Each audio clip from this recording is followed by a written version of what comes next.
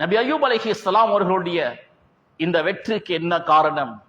அவர் செய்த சபர், பொறுமையும் அல்லாஹ் மீது கொண்டுள்ள அந்த ஈமான் தவக்குலும் தான் அந்த சோதனையில் இருந்து அல்லாஹ் அவரை வெளியே கொண்டு வந்தான். அல்லாஹ் சொல்கிறான், ஃபஸ்தஈனு பிஸ்ஸப்ரி வஸ்ஸலாம், பொறுமையை கொண்டும் தொழுகையை கொண்டும் உதவி தேடுங்கள். முதலாவது பொறுமையை கொண்டு உதவி தேட வேண்டும், அதற்கு பின்னர் தான் தொழுகையை கொண்டு உதவி. நாம் எல்லாம் அவசரப்படுகிறோம், அமல் இபாதத்தில் நாம் பேணுதலாக இருக்கிறோம், முடியுமானவரை அல்லாஹுக்கு மாறு செய்யாமல் வாழ்கிறோம்.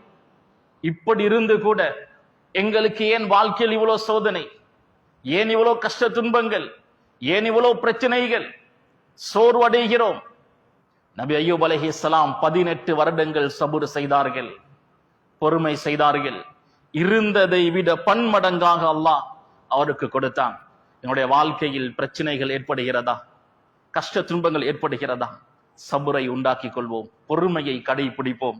சஹீஹுல் புகாரியுடைய ஹதீஸ், யாருக்கு பொறுமை ஏற்படுவதில்லையோ ஒமயத்தஸப்பர், அவர் பொறுமையை உண்டாக்குவதற்கு முயற்சி செய்கிறார், யுஸப்பிருஹுல்லாஹ், அவருக்கு அல்லாஹு தஆலா பொறுமையை ஏற்படுத்துவான். கண்ணியத்துக்குரியவர்களே, அல்லாஹு தஆலா ஒரு நாளும் யாரையும் தொடர்ந்து கஷ்டப்படுத்தி கொண்டே இருக்க மாட்டான்.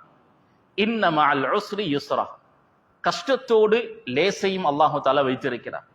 இன்ன மஅல் உஸ்ரி, கஷ்டம் ஒன்றுதான் வரும், யுஸ்ரா, அதற்கு பின்னர் வரக்கூடிய சந்தோஷம் இரண்டாகவோ மூன்றாகவோ இருக்கும்.